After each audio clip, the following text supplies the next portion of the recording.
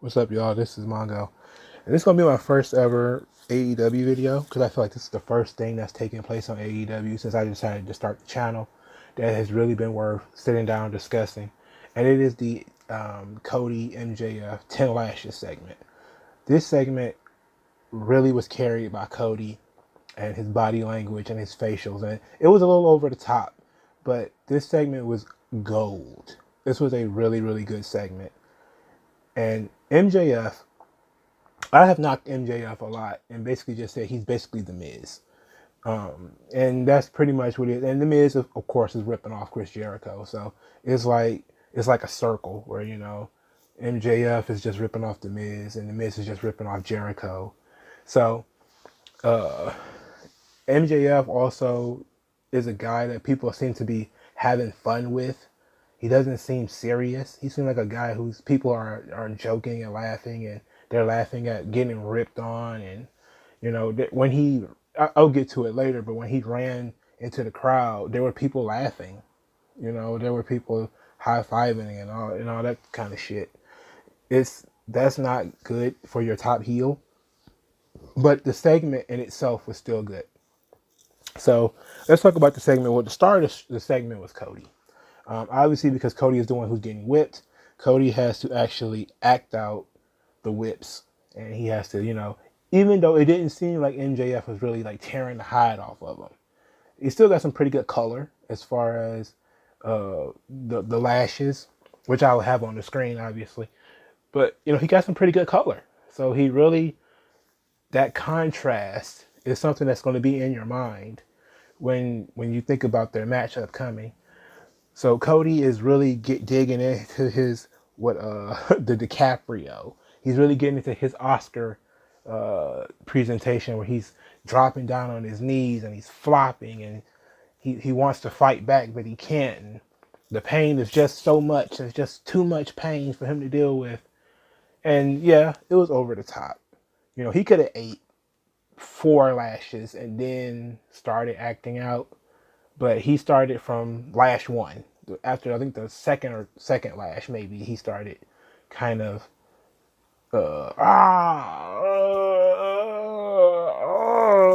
and and all that stuff. But it was good.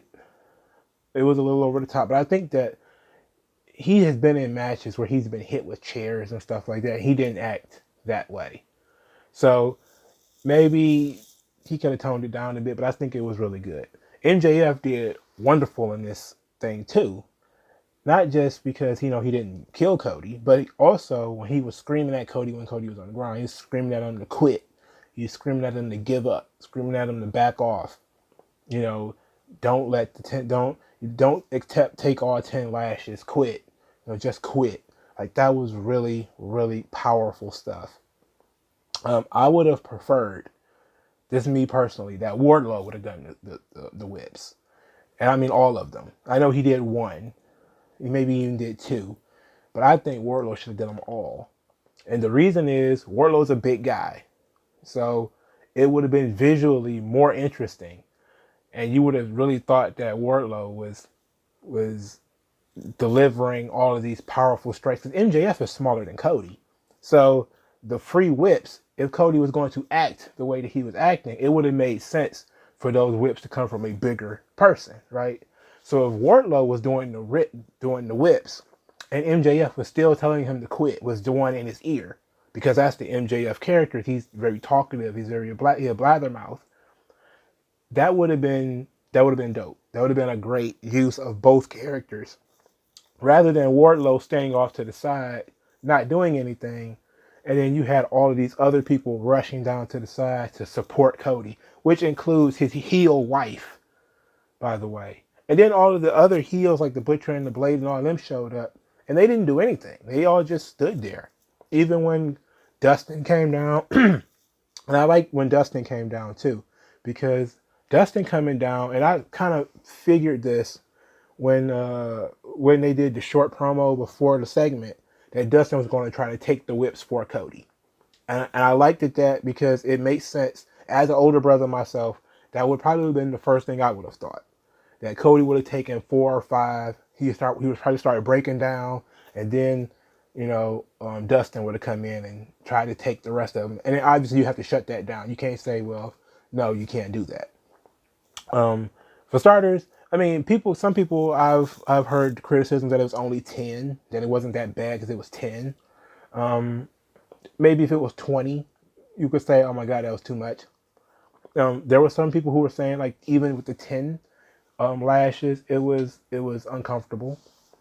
And I think the uncomfortable is where they was going with. For me, I was happy with it not being comical. It was played straight. It was played serious. There were no jokes. There was no bullshit. It was straight. MJF wants to whip Cody, and that's what he did. And like I said, I personally would have been Wardlow, would have done at least half the work. He would have, maybe MJF is lashing Cody, and Cody is not selling it.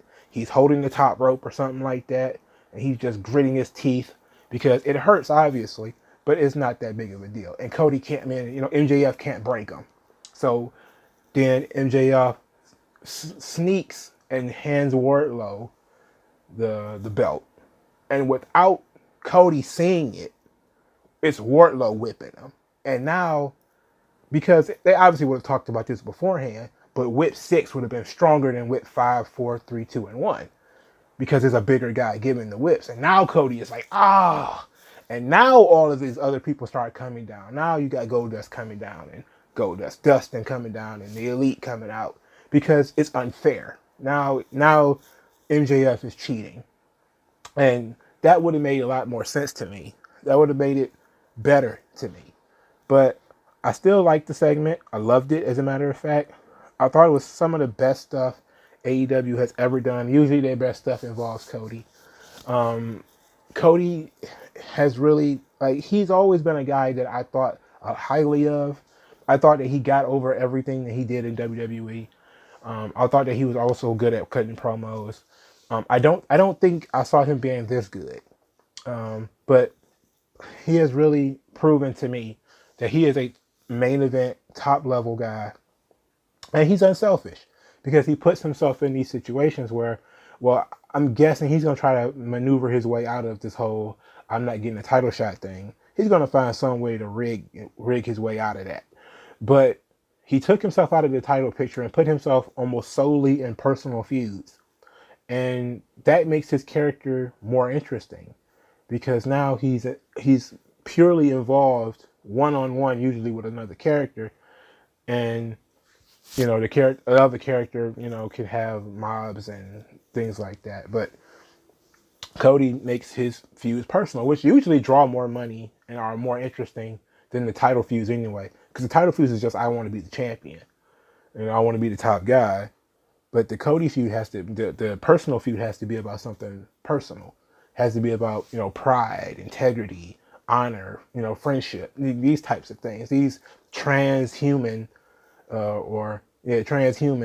ideals, these things that go beyond us as individuals, things that everybody can understand. And those things are very important in wrestling. And I think that Cody has kind of understood that. And that's where he's been going with this MJF thing, is he's going transpersonal with it. That it's not really about MJF, that he kind of wanted to trust him, because everybody kind of has, and this is the weird thing about AEW, is because Cody's wife is a heel. Cody isn't. And everybody know MJF was a heel. He was always a heel. But, Cody kind of says, like, he was an asshole, but he was my asshole. He was my friend. He had never done anything wrong to me. That's kind of, even though that's stupid in wrestling sense, it makes Cody look stupid because MJF has always been that way. There are people who are friends with people right now who they know have double-crossed somebody before. You're friends with this guy who you know that he's banged his brother's girlfriend or something like that, and you're still this guy's friend, because he's never done anything like that to you. So that does make it a transpersonal relationship where you're like, hey, I know other people told me not to trust you, but I trusted you because I, took upon you as an individual. I took the opportunity to get to know you. And that's a good thing. That's probably the best thing that they've done, and that's why this is so interesting. Now, where do they go from here? At the end of the segment, MJF fails to break Cody. Cody is not broken. He wants to fight. He's that much closer to getting the match. MJF kicks Cody in the nuts and runs off, which of course made no sense because there's 1,000 fucking baby faces out there. How did MJF get away when there's 50 fucking baby faces out there? Who knows? But he got away. And now the next segment is the cage match. And this is why Wardlow should have been the one giving the whips. Because now that would have put heat on the cage match. But Wardlow has not wrestled a match. I don't know what he can really do. You know, I'm talking as a person who is watching the show. You know, if I've never seen the guy before, I don't know what he can do. I don't know why. I mean, just him being big is not enough for me, or him being big and him being involved with MJF is not really enough. I want also there to be intrigue about whether how tough this guy is. I know that he's big, but I don't know that he's tough. I don't know that he's strong. I don't know that he's a badass, you know? And I need them to prove that to me. And they've got another week or so to do it. But, you know, they could have been doing it this whole time with, you know, Wardlow playing like a Diesel role where he's knocking guys out with one punch, or he's launching, you know, smaller baby faces into the pool, or throwing them into the guardrails or something like that, where he just looks like a big, strong guy who could break Cody in half if he wanted to. And now Cody's got to go over this monster. But they didn't do that. Instead, they chose not to really highlight Wardlow at all, and for him to just basically stand there. And they've been doing the same thing with Jake Hager, who basically just stands in the corner, looking like an intern who works in the mailroom. He just stands over there in the corner. And, you know, Wardlow does the same thing. He doesn't talk. He doesn't do anything. So now I'm expected to be engaged in a cage match where one of the performers hasn't done anything. And Cody is good enough, I guess, to win people over and to get the match over. I mean, I have no problem with that. I believe that the match will be fine. The match will be fine. But I just don't think that, I'm just not interested because one, Cody is going to win the match, obviously. Two, you haven't shown me anything with Wardlow. You haven't put the groundwork in on Wardlow. You put the groundwork in on MJF, but you haven't put the groundwork in on Wardlow. And I want to see more of that from this feud before they get to the pay-per-view. But I also would be cool with Cody kind of just destroying Wardlow, or getting some help to put him down. And then Wardlow is not there at the pay-per-view, and now it's Cody and MJF with nobody in his corner. That would be cool. All right, so like, share, and subscribe. I'll talk to you guys later. Peace.